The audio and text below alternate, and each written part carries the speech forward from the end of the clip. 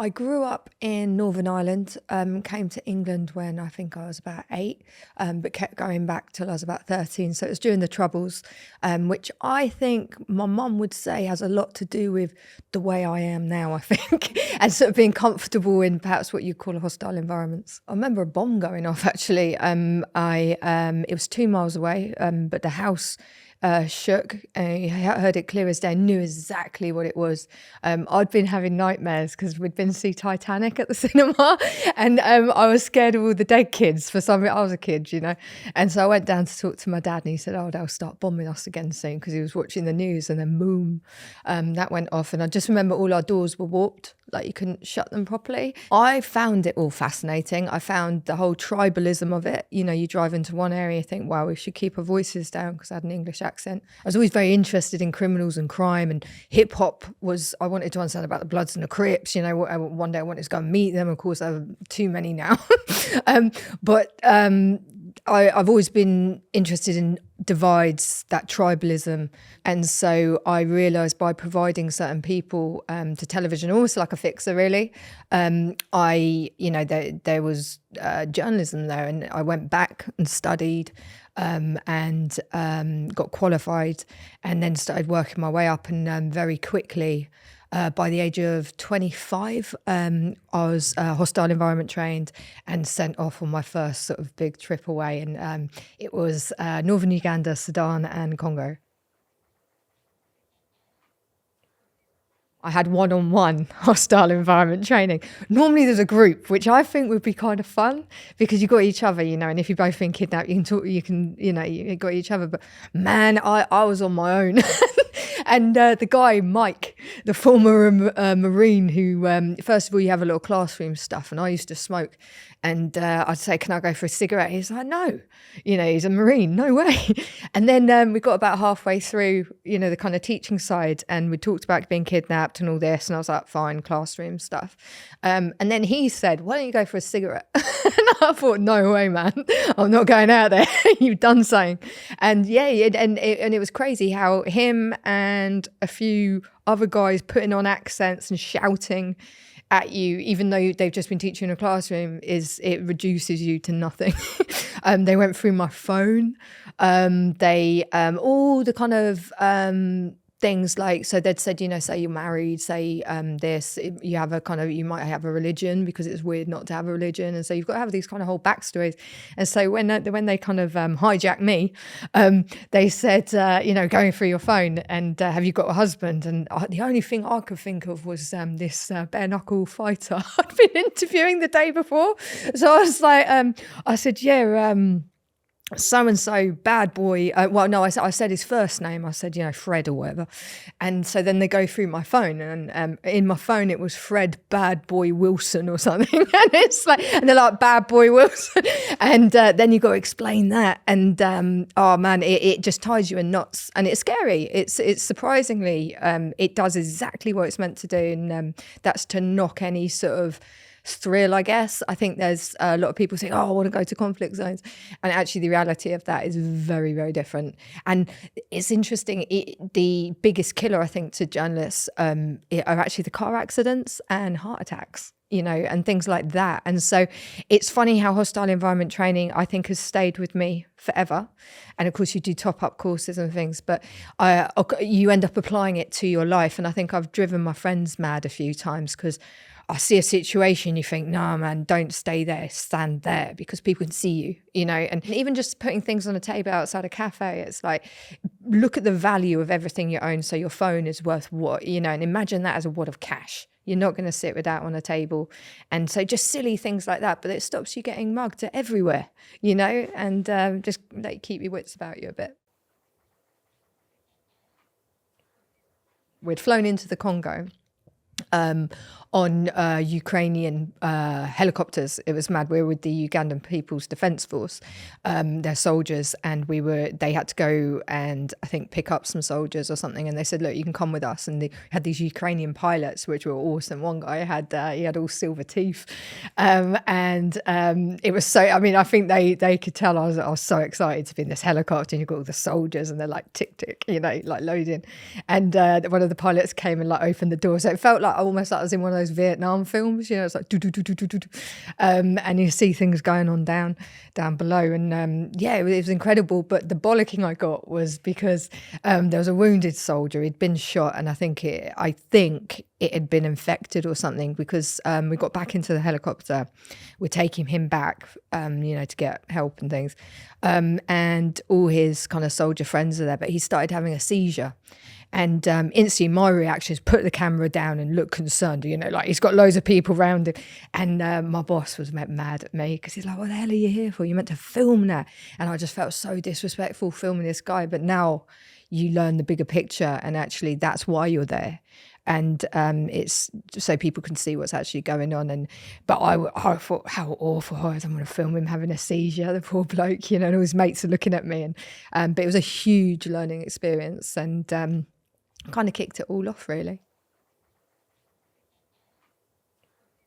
The thing that really shocked me, we've been looking into a story about the Lord's Resistance Army, this militia rebel group, and led by this man called Joseph Coyne. And a lot of the army he has are abducted children.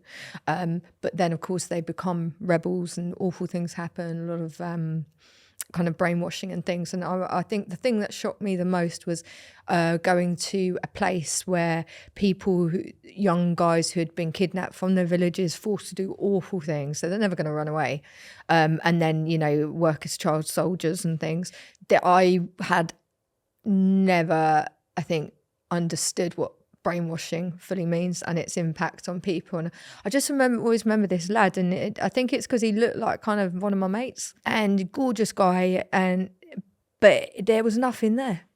And it gives me chills, but they had to tell him to sit down, get up, go to the toilet. Like, he was that. It was horrible. And I think because we were similar age and things like that, it was I found that really disturbing, I think. I think it's a weird one, right? Because I totally, if being a woman's going to give me an advantage, I'm rinsing that. One thing I did love in certain parts of working in sort of Africa, they're shocked that I'm carrying so much kit. Oh, you'll break her, please. and other things, people can be very protective over you. It's really important to be aware in different cultures of how women are perceived. I remember silly little things like jumping out of military vehicles, and all these soldiers were horrified, and it was like 2 steps. They're like, G.I. Jane. It's like, but nah. Or things like where they're trying to be so if I needed a wee or something, we were in the middle of nowhere with soldiers, and it's like, I'll just go in the hedge. No, and then I had to walk 2 miles to the general's kind of hole in the ground, and but actually walking with this soldier a few miles to do that I think made me feel more worried than had I just been able to run in the hedge. Crime has always been my main interest, to be honest, and gangs for sure. As I mentioned, I'm big into hip hop growing up, and I wanted to see the hood and places where these people were talking about, and why are they shooting each other? Why the Bloods and Crips hate each other? What's that all about? And I've always been fascinated, and I think this comes back to living in Northern Ireland, with trying to understand the bigger picture. I don't think there's much point in, so often stabbings and things are happening. It's like, oh, there's another stabbing. It's like, well, that really violent incident is actually portraying a much bigger picture. It's a consequence of something else that we're all part of. So I love unpicking that, and crime just is the perfect ground to do that. And, these are people who operate differently. They live outside of the law. They chose a different way or are forced into it. And there's so many different reasons and why these people do these things. But a lot of the time, actually, when you look at the bigger picture, there'll be a clear reason as to how this particular crime trend has come about, why it's not going away, and why it's developed. And if you talk, I believe, if better the devil you know, and if you talk to the devil, they're going to tell you some stuff. Or a better analogy would be, I always think of it as the monster under the bed. Everyone's scared of a monster under the bed, but maybe the monster's kind of uncomfortable too because it doesn't want to live under your bed. So perhaps if you talk to the monster, let's come to a better situation. We'll get you out from under my bed. I won't be scared anymore, and we'll sort something out. And it sounds simple, but I think if you want to know about crime, talk to the criminals. I went out there not long after President Duterte had declared his war on drugs and vowed to kill anyone involved in the drug business, basically. But what you had then was neighbour on neighbour. You had love triangles and vigilantes, death squads. So every night we'd go out wait for the first killing to happen, cover that, then go to the next killing. But so many nights there were just too many to even there was too many to cover, and the nature of these killings were horrid. A lot of the time people would have a note left on them as well, saying, you know, why they've been killed. And I remember someone was fully gaffer taped up, and in his pocket he had a note, something saying, I'm sorry, I'm a drug dealer or something. And you just think, man, he's been tortured. I stupidly asked, I met a vigilante sort of killer for there was a lot of talk about the police carrying out a lot of these killings, the extrajudicial killings. And so we managed to find a guy who was doing the killings, and stupidly asked him, because he had a gun, and I said, like, how would you go about executing someone? And I thought, you know, he would just be like, oh, you get him to kneel down, bang. No, he walks around the back of my head and put the gun there. And I'll never forget, just like, it sounds so stupid because it was such a flinch of a moment, but metal on the back of your head and knowing it's a gun, oh man, horrible experience. He thought it was hilarious. It was just dark, like, and I think that's one thing with journalism, my career in journalism and all the places I've been, they show you the reality of violence or the reality of death and things like that. And so all the ideas I had, you know, going to a coroner's or from the movies, you know, everyone's in a little box drawer thing and you pull them out, they're all neat, you know, covered up.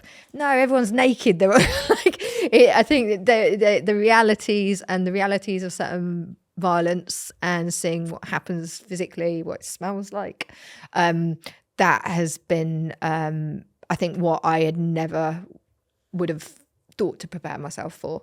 It drives me mad now when I watch violence and things on TV, because I think, why would you want to watch that if you knew what it smelled like, if you knew the sound it makes, you know, like when blood's going. It's nothing like the movies. Someone shoots himself in the head. That actually was one of my first coroner experiences. Man has shot himself in the head, and his head was big and swollen, and his fingers were still like this, you know, on the trigger. And I thought, you know, this guy, like, I couldn't tell what race he was. Then I saw his ID, and he was a very, you know, young chap, good-looking young lad, and he'd blown his head out. But what happens is the reality of putting a bullet in your head and the bullet hadn't come out is his head had warped. And just, I always compare it to, there's a scene in the original film of Beetlejuice, and where they're kind of registering to be dead. And so there's a guy who has been run over, so he's flat as a pancake. The coroner's, it's like that. You know, the guy who hanged himself, his neck's a couple of inches too long. It's so grim, but so real, and nothing like, you know, that you shoot yourself in the head and you get a little red dot. It's not like that. Oh my God. Sorry, man. I guess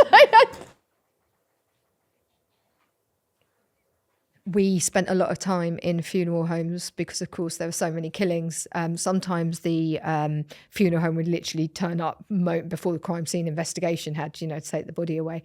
And so then you'd get the families turn up at the funeral homes, and we needed access to some of the families. So it seemed the right, you know, perfect place to talk to people. And we talked to loads of people, and as the bodies were coming in and things. But also because of the poverty in the Philippines, there's a culture of you have a wake, and you raise money at the wake for the burial, so through gambling, things like that.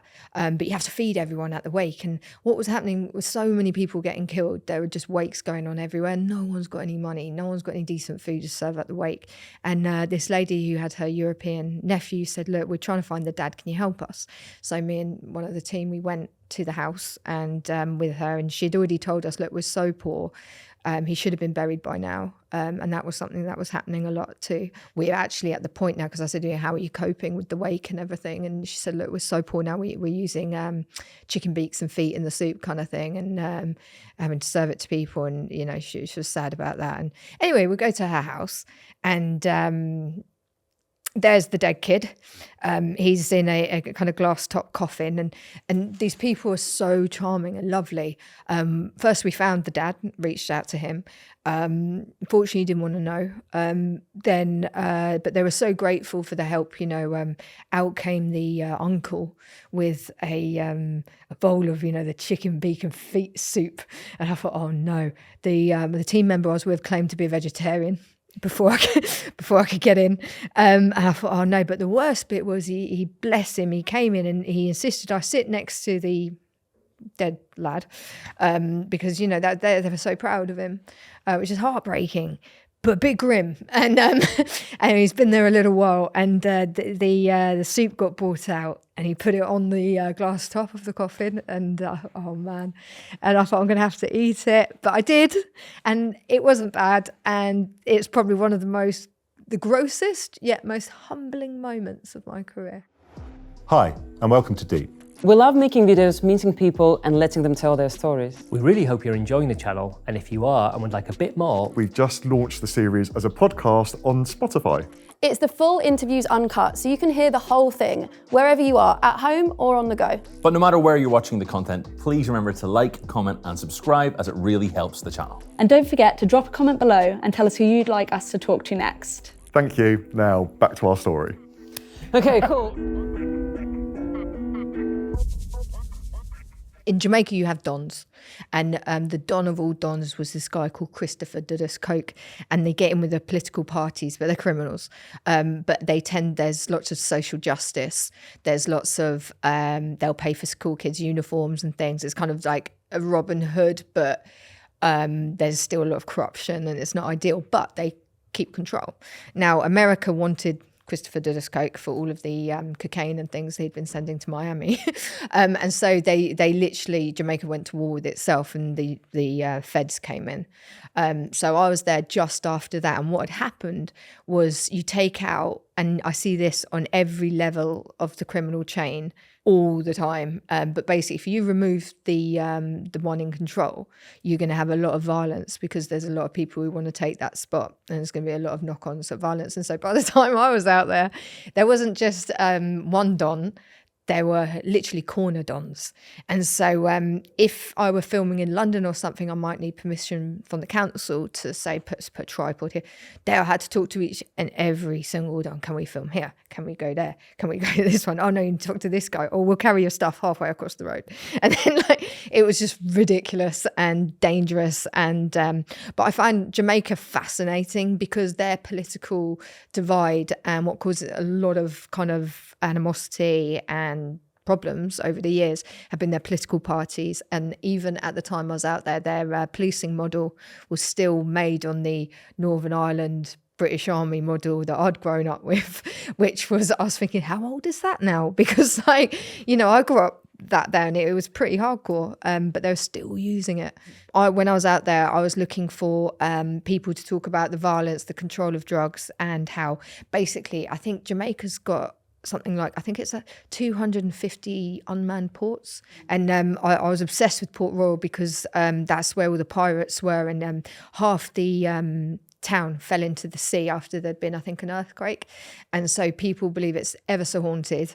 But what's really interesting is the town that fell into the sea is under the sea now. And the only thing that lasted was the church. And so they say, God did it, and was trying to rid Port Royal of all its evil, and a lesson to us all. But it's meant to be really haunted now, and I'm fascinated.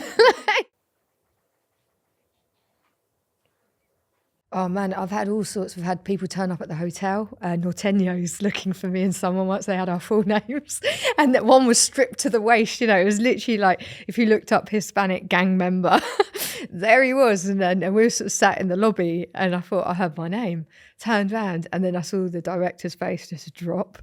Because the thing is, we've been trying to get Sureños and Norteños, these gangs, and you know, I mean, actually it was the dream. They turned up at our hotel, but it was alarming. We had to change hotel. And the worst thing was these guys they kept popping up. We smoothed it over, I tried to be transparent with them, tried to talk to them why they were so angry with us and what we were doing and could we work together and things like that. But in which time, you know, the production company's trying to change our hotel and everything. So later that night, me and the director, we went for a meal. We were both like, oh man, that was horrible. I've never had that before, you know, like it was aggressive but we're good now. We've smoothed it over. We're in a new hotel. They haven't got a clue. And then we're walking back to the hotel and it was on their corner. So that was their drug spot, basically, the new hotel. I was like, God. And so all sorts of silly things like that.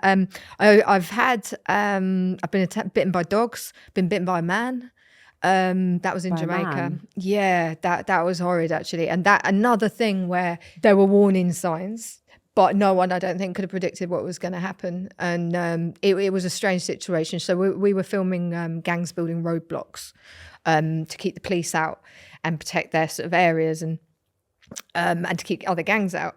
And we'd been filming that. And with them came this kind of political guy. I think he was a local councilman or something, but he was strange.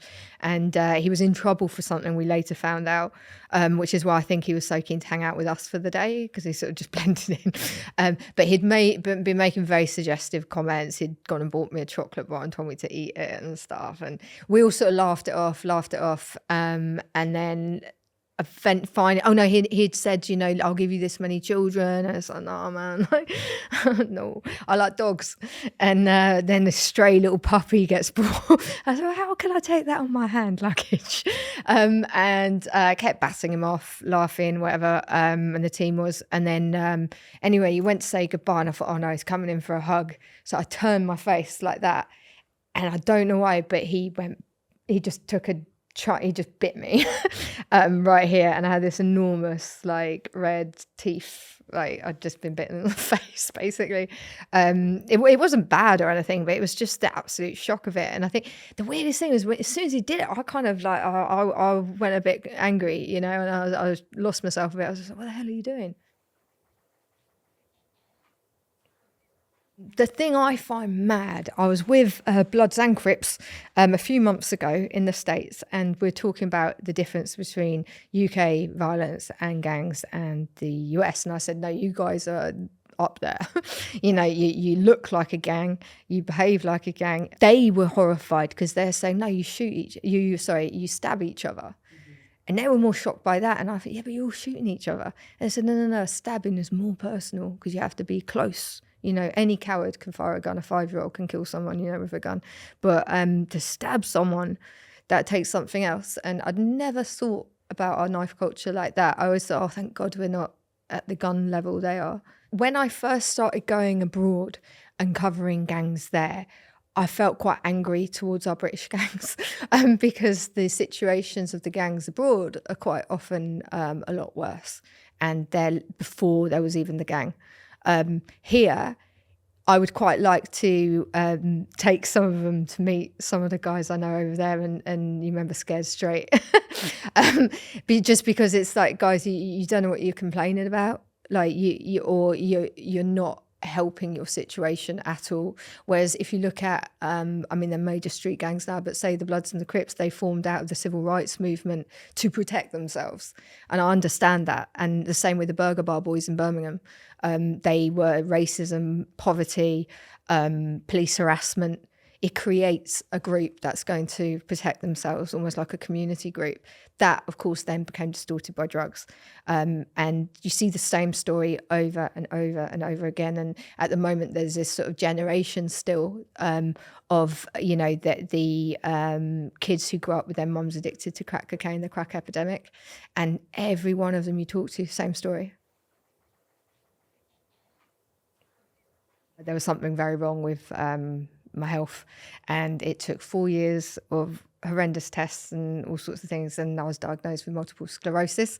And so that is making my freelance job a lot harder because obviously I need to take time out a bit to be ill sometimes.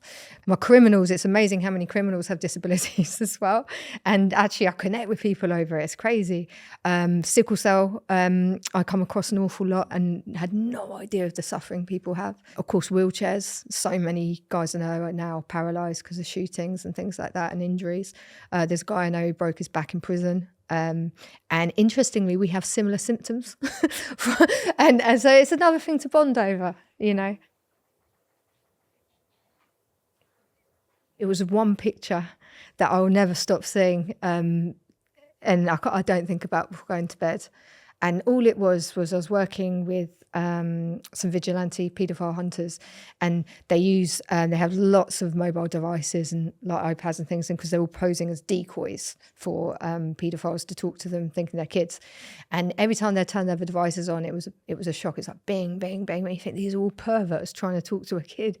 And anyway, and they'd often send, you know, dick pics and stuff like that. And so me and this woman, the decoy, were just kind of scrolling through, and she's like, oh, it's another one. Like, oh God. Then I pressed one, it opened up, it was child porn. And I'll never, ever, I think that over anything, I lost sleep over that. Just because the thought of, I don't know when this picture was taken, that kid could be anywhere now, you know, like where are they now? Do they need help? So of course it went straight to the police, but me even trying to show it to anyone else would be seen as sharing child porn. So I found it hard because I was the only one, me and this woman were the only ones to see it. I don't think until you've seen something like that, I don't know how some of the police can do the job they do in terms of investigating, you know, porn and sex trafficking and things like that when there are videos involved. I just don't know, because that was one picture and I'll never forget this kid. I met guys who were death wardens from death row, you know, the guys who actually give you the actual injection, or they don't give you the injection, but they take you to the death chamber, and an executioner comes in and does the actual execution. But it was interesting talking to them, because at first I thought, you know, who does that job? You know, who is that? Who supports that? But meeting them, I remember one guy who was the most gentle, kindest guy in the world. I think he'd done something like 32 executions that he could remember. And he said, but he didn't want the job, but it was given to him. And then he feared for it being given to anyone else and how they might play it out. And at that time I was over there, they'd run out of the drugs, which is what I was investigating as part of a podcast called Killing Death Row. And it's a story actually I was quite obsessed with for about 10 years, because I'd heard about this British guy, a guy in Acton, selling drugs to the States for executions. And I thought, why the hell would the Department of, you know, Corrections be buying from him in this driving school in Acton? I was like, what? Anyway, what it revealed was the shortage of drugs in the States and this war going on between, you know, justice, basically. And, you know, about the thing that surprised me most, I think, was I've always thought, well, the argument they'd always say is it's cheaper to kill them. And I think a lot of people think that, but actually no, when you have an aging prison population, you need to think about hips. You need to think about, you know, because you've got to look after them. And it costs more now to execute them than it does to keep them in prison, which astonished me, because I never thought it could be that way around. Trying to hold the drugs, the amount of pills, is so expensive. And the job of, you know, these death wardens and so on, I mean, they'd have to sneak into work on the day of an execution because you get everyone trying to protest against it. But then it forced them into kind of going underground to buy drugs off other states or borrow them off another state prison. And they were drug trafficking, you know, because there were so many protesters. And so it's this weird situation. You think, I felt sorry for those guys because they're just trying to do their job and they've got to execute someone, but they've got to get the drugs to do it and do it in the best possible way. But I met a guy on death row and he was waiting. He's actually been killed now. But I didn't think it was going to happen. And we knew that Texas at that time, the drugs they had, or we were told, were 3 years past their use by date, but they'll use them anyway because there's no other solution. And so I said to him, it was a hard question. I said, you know, we want to get your autopsy. And the poor bloke's still alive, do you know what I mean? He's hoping it's not going to happen, but his reaction, he was like, absolutely, pull that skin back, show them what happened, because we were proving that, or we were looking into the fact that if you look at the lungs of somebody who's been killed by lethal injection, they're often flooded. They weigh twice the amount as a lung should, and that's pulmonary edema, I think it's called. And it's basically, it's like being waterboarded. You're choking on your own fluids, and it's not like going to bed quietly, peacefully. You're not just going to sleep. Your body's been paralyzed, so you can't move. And then that's happening. And so this is why a lot of people, they're going wrong. There was one execution that went on for, I think it was 44 minutes. Then you can't have the medical people, because of the oath, you know, they won't do these executions. So even trying to insert an IV is incredibly hard, you know, and even the experts, like when I go for my treatment, they you know, crush a vein sometimes. So for a warden or an executioner who isn't medically trained to try and insert one of those, of course, it goes wrong. And they get that, you know, they end up getting stabbed all over the place because they're not trained. So it's an interesting time. I think the protest against it, I think, is making it harder for sure. But then there are more drastic results of that happening. I even had inmates while doing the research who were getting their lawyers to supply the drugs to kill them, because they were so scared of what might happen. Because what spreads on death row, you know, and if executions are going wrong, like, it's one thing knowing you're going to get executed, but to know it's a bit of an experiment, I think just takes it that to the next level. There was a guy who he made £250,000 worth of Xanax in front of me, counterfeit, of course, with a pill press, and it was extraordinary. I've never seen it. It was like ding, ding, ding. I've got a video of it, and £250,000 worth of Xanax. And I said, look, why are you letting me into your drug factory? This is extraordinary. There's a cement mixer going around with, you know, drugs sort of mixed in there, pill presses knocking pills out, industrial scale. And I said, yeah, why the hell are you letting me film this? And he said, well, I know I'm going to prison. And I think he was looking at something like 6 years.